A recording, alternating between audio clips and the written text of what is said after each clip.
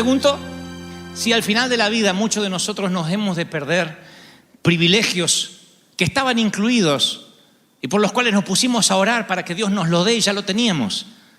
¿Cuántos privilegios Dios nos habrá dado en el paquete que nos perdimos, que no usamos y que en lugar de agarrarlo, tomarlo por la fe, nos pusimos a llorar y a orar para que Dios nos lo dé, o lo que es peor, lamentarnos por no tenerlo?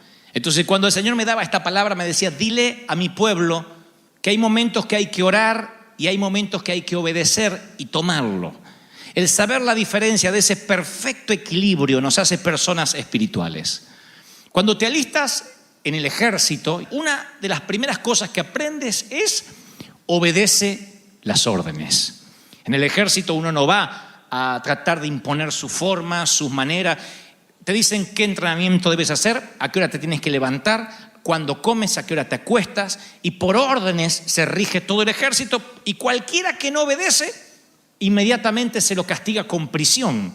No se debate, no se consulta con el soldado, porque se dice en códigos militares, y lo leeré literalmente como está escrito, que un soldado, por ejemplo, de los Estados Unidos de América, forma parte de una operación mucho más grande que sus propias decisiones, y el ejército es el único que decide.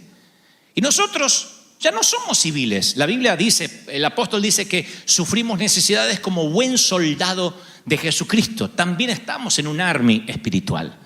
Y hay cosas para las cuales tenemos que obedecer y hay cosas para las cuales tenemos que orar. Pero no siempre, como alguna vez prediqué, hay que orar por todo. Diré esto aunque no suene espiritual: no siempre hay que orar por todo.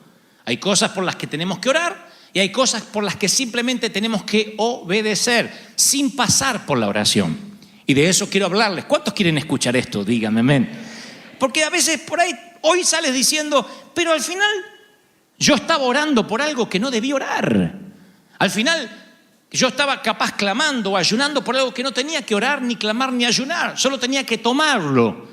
Y hay otras cosas que quieres tomar para las cuales tienes que orar. Por eso la diferencia es determinante. Y la palabra que Dios me decía: dile a mi pueblo que a veces hay que orar y a veces hay que obedecer. Y para esto quiero plantear dos cosas que son muy sencillas y que todo el mundo va a entender. Una es que en el ámbito natural hay leyes gubernamentales. Hay una ley escrita de la cual de allí se desprenden las reglas de tránsito, las reglas de convivencia, las reglas contra la delincuencia. Si las quebrantas, tienes consecuencias. ¿Cómo se regulan esas leyes? A través de las autoridades judiciales. Todos sabemos esto. Desde cruzar una luz roja, un semáforo con la luz roja, te llega el ticket correspondiente. Si robamos y te descubren o nos descubren, vamos a la cárcel, hay penas. Esas son las leyes gubernamentales. Y existen en el ámbito natural y existen en el ámbito espiritual. ¿Cuáles son las leyes gubernamentales en el ámbito espiritual? El decálogo, los 10 mandamientos. Si robo, tendré mi consecuencia. Si miento, tendré mi consecuencia. Son las leyes con la debida pena que voy a pagar, la consecuencia, aunque reciba el perdón. Pero todas las leyes espirituales están puestas allí en el decálogo, en los 10 mandamientos. Leyes que funcionan igual que las leyes de la Constitución Nacional. Y después, y si las quebrantas, se llama pecado. Después están las leyes irrefutables de la naturaleza. Esas no las escriben los jueces. Son las leyes de la naturaleza. La ley de la gravedad, por ejemplo, donde si yo arrojo algo, se cae. Y si mañana el Senado de la Nación saca una ley que dice que se anula la ley de gravedad, eso no va a cambiar. Una ley natural que no la puede cambiar ni puede interferir mano humana. La ley de gravedad va a existir porque es una ley irrefutable de la naturaleza. Y así como se aplican en el ámbito natural, también se aplican en el ámbito espiritual. En el ámbito espiritual también hay leyes irrefutables. Ya no hablamos de los mandamientos, de las leyes gubernamentales espirituales, sino de las leyes irrefutables que no van a cambiar ni para inconversos ni para cristianos. Hay cosas que no hay que orar porque son principios que funcionan por sí solos y tenemos que aplicarlos para que funcionen. Por ejemplo, un principio que es la fe. que nada tiene que ver con orar para tener fe. En otras palabras, uno puede orar a Dios por el matrimonio, por nuestro matrimonio. Pero si el hombre no cumple con los deberes de hombre y trae lo que hace falta y provee para sus hijos, por más que ore, está rompiendo un principio. Y por más que diga, Señor, bendice mi matrimonio, la esposa está amargada, lo quiere matar al desgraciado. Y este está orando por una bendición para el matrimonio. Yo puedo orar por mis hijos, pero no me libera de mi obligación como papá. Si yo dejo que mis hijos se encierren todo el día en la habitación, en su recámara con los jueguitos, no sé a qué están jugando, no sé por dónde navegan, no sé con quién chatean, no sé quiénes son sus amigos, porque yo me voy todo el día, por más que digan lo cubro, no funciona. ¿Por qué? Porque estoy violando un principio que es mi responsabilidad como padre. ¿Estoy siendo claro, sí o no? Yo puedo orar para ser un buen padre, pero hay un principio que dice que no tengo que airar a mis hijos.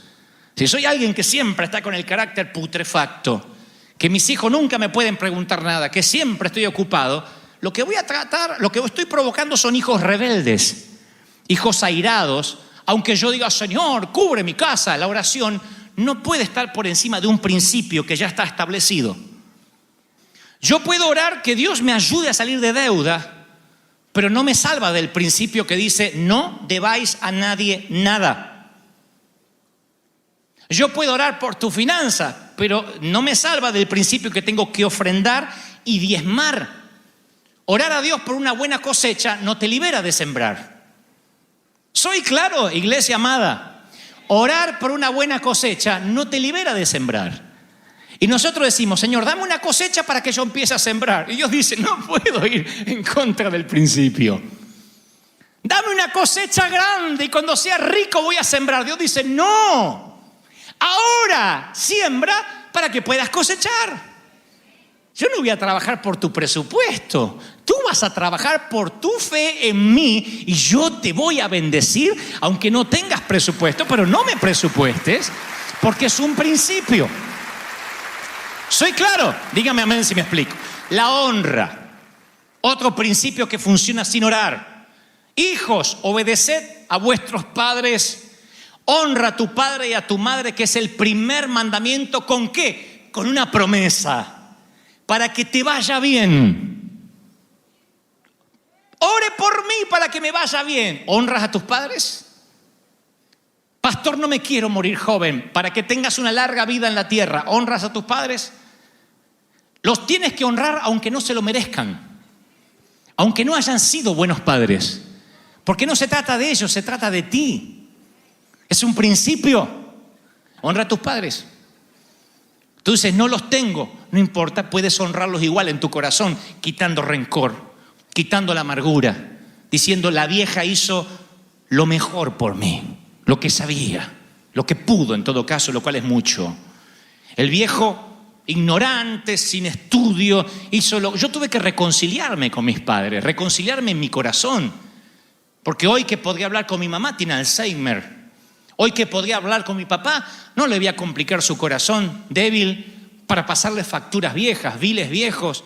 Tengo muchas cosas para reclamarles, pero un día descubro que este es un principio y que si honro a mis padres, estén muertos o no, si los honro en mi corazón, tendré larga vida y me irá bien en todo lo que emprendo. El carácter, otro principio. Cambia mi carácter. Y la Biblia dice que el carácter no es algo que Dios va a cambiar, es un trabajo continuo, un proceso. El proceso de cambiar el carácter está en las manos de ¿quién? En nuestras manos. Dios cambia el corazón, pero el carácter, uno tiene que decir, voy a dominar mi carne, voy a responder en el espíritu en vez de responder en la carne. Muchas veces yo tengo ganas de responder en la carne. Unas ganas. Hay momentos, yo pensé siempre que uno, si respondía en el espíritu, ¿vieron cuando uno quiere matar a alguien y sujetás la carne y le decís, Dios te bendiga? Yo pensé que uno después se sentía muy bien. No, te queda una frustración de la carne, Pero pasé por estúpido, le tenía que haber dicho, me toma el pelo, yo tenía que haberle dicho, pero tenía tantas cosas para decirle, me quedé mudo, pero la próxima vez, es como que la carne queda frustrada. Entonces, la próxima vez, ¿qué hacemos? Vomitamos la carne. Que no tenés una boca, tenés una cloaca. Y que tu madre, sos igual, y decimos, ¿y ahí qué pasa? ¿Ahí qué pasa? Se contrista el espíritu. Y cuando se contrista el espíritu, es peor que cuando se contrista la carne. Yo quisiera que no se me contriste nada, pero tuve que elegir. Y me tuve que dar cuenta que la lucha que tenía el apóstol Pablo es real hasta hoy. Tenemos que todos los días tomar decisiones. Obramos en la carne o obramos en el espíritu. Y cuando respondes en el espíritu, tu carne se frustra, pero dices, wow, hoy le gané una batalla al carácter. Hoy soy más espiritual que ayer. Mañana voy a ser más espiritual que hoy. A veces quieres contestarle a tu esposa o a tu esposo y eso va para adentro. Y pasa por acá y tú puedes, como llega hasta el intestino y dice, Señor, lo quiero despedir porque me voy a morir. Ahora, si lo largas, uno siente la satisfacción momentánea, pero después se contrista el espíritu. ¿Qué trato de decir? Que el carácter no es algo que uno le pida a Dios. Dios dice, no me digas a mí. Yo te enseñé cómo actuar, es un principio. Como la honra, como la fe. Otro principio que no funciona con oración, las finanzas. Las finanzas, yo oro siempre por finanzas, pero teniendo en cuenta que todos aplicamos los principios. Si no, no hay manera de orar por las finanzas. Yo puedo ser muy espiritual. Si yo no me pongo desodorante y me lavo los dientes, por más espiritual que sea, el resto de la humanidad no va a ser bendecida por mí. Porque hay dos principios que no estoy aplicando, los dientes y el desodorante. Y mis axilas gritan tan fuerte que no te dejan escuchar lo que el Espíritu Santo tiene a través de mi boca. Vamos a ponerlo al revés. Conozco inconversos, los conozco. Un judío ateo. No hay peor cosa que un judío ateo. Porque este no creía ni en Dios. Raro que un judío no crea en Dios, pero este está cerrado a todo. Multimillonario. Felipe se llama. Multimillonario. Yo trabajé para él. Y él decía, vení Gebel, vení. Quiero que elijas una de las iglesias que vos conocés y que agarres uno de los teclados más caros de estos que vendemos, los órganos, y se la vayas y se la dones a una de las iglesias. Y yo le digo, ¿por qué hace eso? Y dice, porque desde que yo siembro es cuando más vendo. Le digo, ¿entonces usted cree en Dios? No, no creo en Dios. Nosotros nos van a comer los gusanos, eso es todo. ¿Y por qué hace eso? ¿Qué sé yo? Porque resulta, decía. Aplicaba el principio de la siembra y cosechaba. Un inconverso. El sol sale sobre justos e injustos. Entonces puede haber un creyente súper espiritual que cree que se come la Biblia, que es miserable. Y la Biblia dice, el que siembra escasamente, siembra escasamente, segará escasamente. El que generosamente siembra, va a sembrar generosamente. Cada uno dé como propuso en su corazón. No con tristeza, ni por necesidad, porque Dios ama al dador alegre, ni por necesidad, sino que con alegría. Y poderoso es Dios que puede hacer que abunde toda gracia, a fin de que ustedes tengan siempre todo lo suficiente para que abunden en buena obra. O sea, para que puedas dar, para que te sobre. Con este versículo ya está, se acabó el evangelio de la prosperidad, 5 pasos para la prosperidad, leer el libro de cómo Dios te bendice en las finanzas. Todo está en un versículo, 2 Corintios 9:6. Punto. Un principio. ¿Quieren tener larga vida? Honren a los padres. ¿Quieren tener fe? Un oidor que aplique la palabra. ¿Quieren tener buen carácter? Trabajen todos los días. ¿Quieren prosperar? Siembren. Es como que Dios dice, no me meto, eso funciona. Pregunta, como hacía mi maestra. ¿Puedes trabajar para ganarte la salvación por tus méritos? Es aplicar un principio. Recibir por fe la gracia te hace que seas salvo. Es aplicar un principio. ¿Puedes trabajar para ganarte la sanidad divina? Es aplicar el principio. Por sus llagas fuimos curados. La salud es algo que uno tiene que cuidar. La sanidad es un regalo de Dios. La salud es una recompensa La sanidad es un regalo de Dios. ¿Puedes trabajar para ganar el bautismo del Espíritu Santo? No, es un regalo. Creer y aplicar el principio de la fe y viene el regalo. ¿Por qué creemos que tenemos que trabajar para ganarnos la prosperidad? Hay que trabajar para solventar el pan en nuestra casa, pero no para la prosperidad. Para la prosperidad hay un principio. ¿Qué es la prosperidad? Tener no para pagar el mínimo de la tarjeta, tener para dar, tener para sembrar, que siempre te sobre. Eso no tiene que ver con que trabajes más horas. A lo mejor trabajas 72 horas al día y no puedes pagar las tarjetas. Y dice, ¿pero qué me está faltando? Soy esforzado, ¿qué me está faltando? Aplicar un principio que funciona para inconversos y para cristianos. El obedecer, como en el ejército. ¡A vestirse! No te dicen, mire, vístase y después que se vista vamos a comer. Después de comer vamos a ir a la guerra. Tiene que cargar el arma. Te dan una orden. Dios le dice a Abraham, vete de tu tierra y tu parentela. No le dice cuánto va a tardar el viaje, a dónde va a ir, qué tiene que llevar en las maletas. No le dice nada. Vete de tu tierra y tu parentela. Única orden. Y la mujer de Abraham dice, viejo, ¿a dónde vamos? ¿Qué sé yo? Me dijo, vete. ¿A dónde? Vete, ¿a dónde? No preguntaste más. Así son las mujeres, pero no preguntaste más. Me dijo, vete. ¿Pero a dónde nos vamos a ir? ¿A dónde? Vete, vete, vete. ¿A dónde vete? Yo me la imagino a la señora. ¿A dónde vete? Nos vamos allá, a lo más alto del barco. Alguno no entendió, no importa, ahí nos vamos.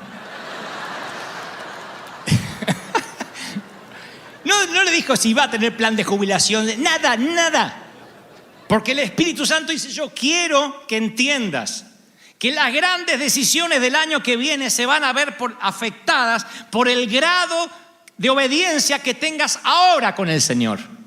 Y esos que pasan, envíame a las naciones. A veces Dios le dice en el culto, en el servicio, haz una ofrenda sacrificial ahora. Y le empiezan a pedir 14 reconfirmaciones a Dios. Bueno, pero si esto es de Dios, que venga mi marido y me diga lo mismo. Y que cuando salga de acá, no te pido nada. Digo, una profeta que venga con una media verde y una roja. Y esa va a ser la señal de que tengo que dar el dinero. Dios dice, ¿y te pensás que te voy a mandar al Congo?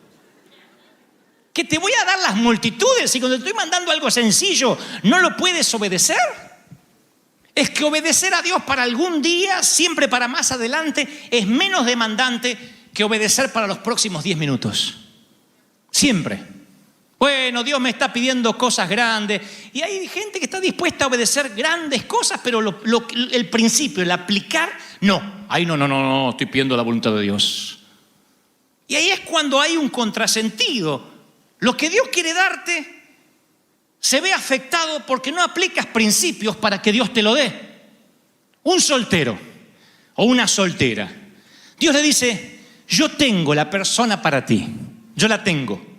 Ah, sí, Señor, dámela, mándamela. No hay en la Biblia un solo versículo que dice, yo te mandaré tu rubia a tu casa. Y el ganso vendrá a la puerta de tu casa a buscarte y se arrodillará con una alianza. No dice eso nunca la Biblia. Tienes que orar para saber elegir. ¿Cómo uno elige? Saliendo al mercado. Si te encierras a orar en la habitación, dame una novia. ¿Cómo Dios te la va a dar si estás encerrado? Es como aquel que se encierra, dame un trabajo. Y si no sales a buscar empleo.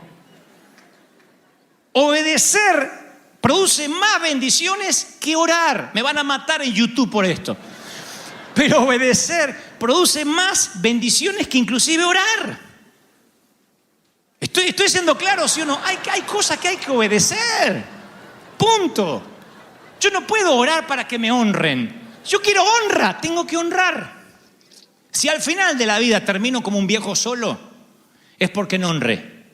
Vieron que a veces uno ve viejitos solos y dice, qué hijos sinvergüenzas, qué nietos desalmados. No siempre hay hijos sinvergüenza y nietos desalmados, ¿eh?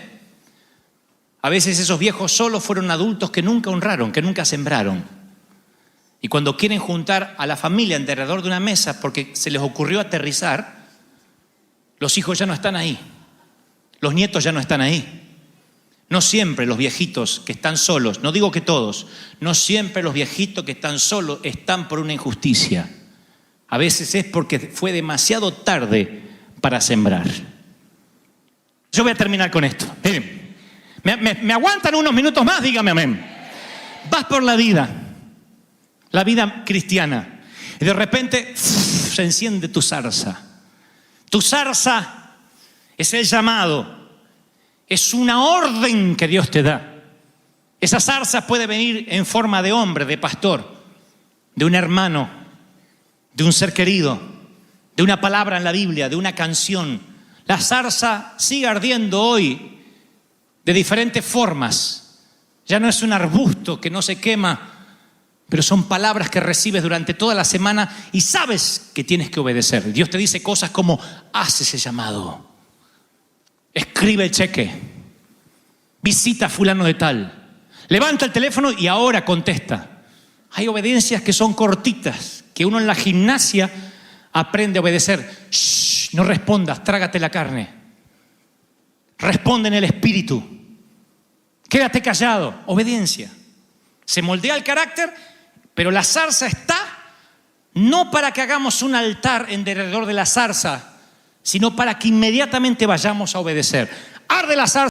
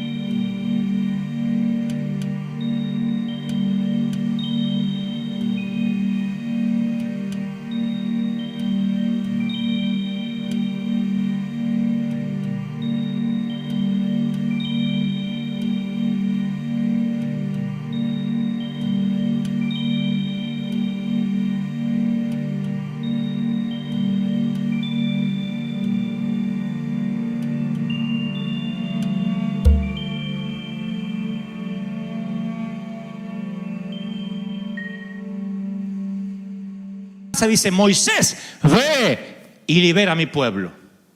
Es una orden. La zarza es una orden.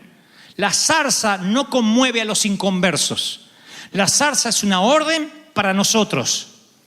La Iglesia Evangélica Internacional ha tenido decenas de zarzas que venían como órdenes de Dios para salvar a los inconversos, y la gente empezó a adorar la zarza en vez de salir. Por ejemplo, empezó en los 80 el movimiento de la adoración. Se invirtieron millones de dólares en músicas cristianas. En todo tipo de adoración, todos eran salmistas, todos eran adoradores. Era alguien con un teclado cantando 1 hora y media y todos adorando y decían, la adoración va a transformar el mundo. No transformó el mundo porque al mundo no lo conmueve la zarza ardiendo. La adoración es una orden que Dios le dio a la iglesia. Adórame, llénate de mí para hacer algo. ¿Me siguen, sí o no? Luego vino el movimiento apostólico y profético.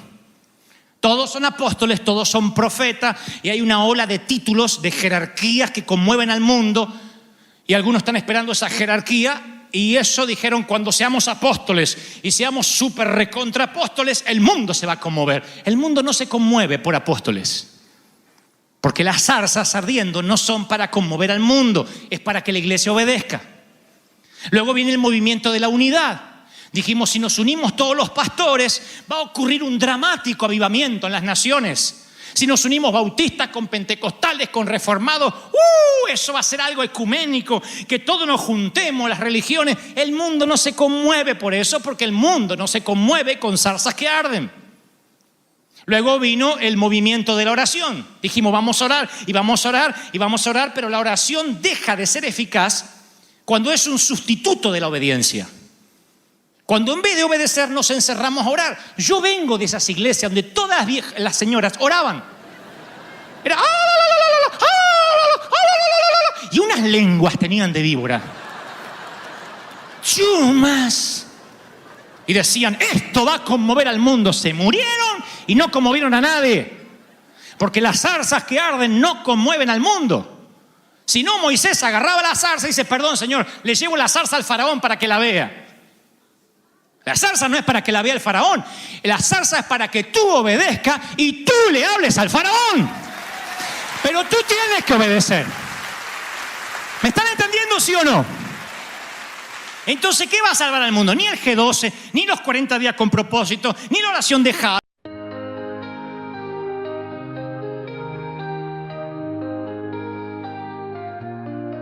In the neon twilight, where the shadows play, I'm drifting on echoes in a timeless way, with a heart full of mystery and a soul so keen. I'm dancing through layers in this haunting scene. Melodic whispers, like a distant tide. In this experimental rhythm, I'm hit by a symphony of dreams in an indie rock scene. In this layered dance, where my heart's been all lost in the music, in a synthwave dream, with a classic tune that I can't quite seem. Lay a female voice in the alt rock light, in this haunting song where dreams ignite.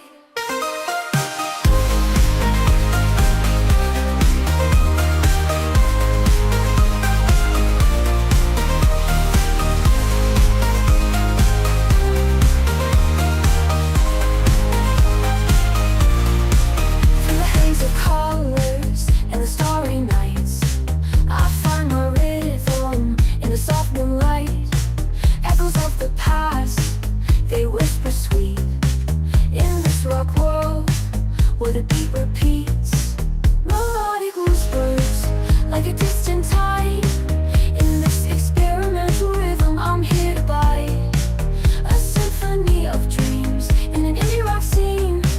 In this layered dance, where my heart's been all lost in the music, in a synthwave dream, with a classic tune that I can't quite seem. Lay a female voice in the alt rock light, in this haunting song where dreams ignite.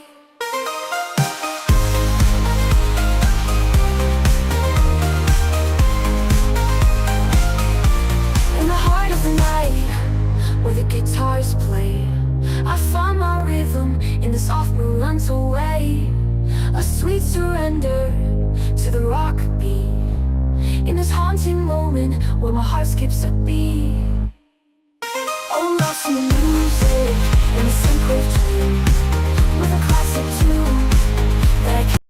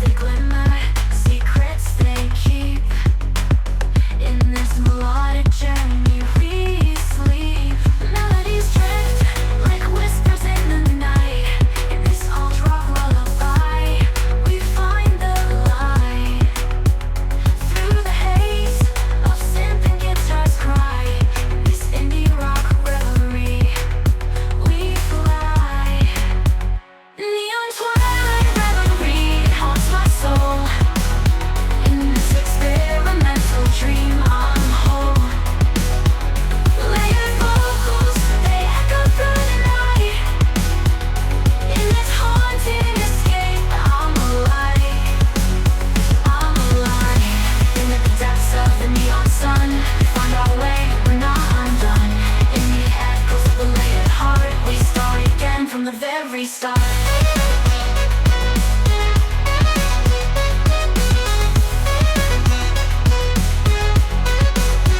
In neon twilight reverie, it haunts my soul. In this experimental dream, I'm whole. Layered voice